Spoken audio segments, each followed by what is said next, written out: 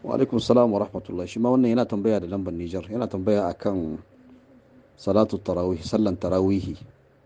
Addu'ar da ake yi, du'aul istiftah, addu'ar buɗe sallah wadda ake yi bayan an yi kabbara harama.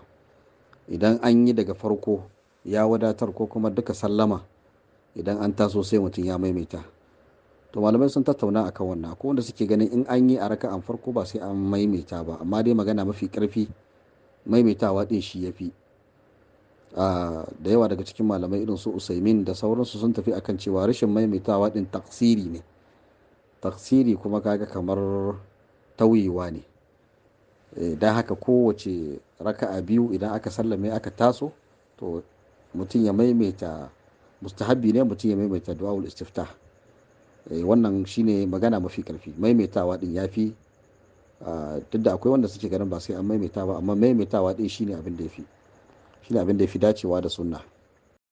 Wa alaikum salam wa rahmatullah. Shi ma wannan yana tambaya da lambar kasar Benin. Yana tambaya akan mutum ne aka sanar da shi cewa gobe za a yi bulaguro, to sai ya manta sai ya ɗauki azumi.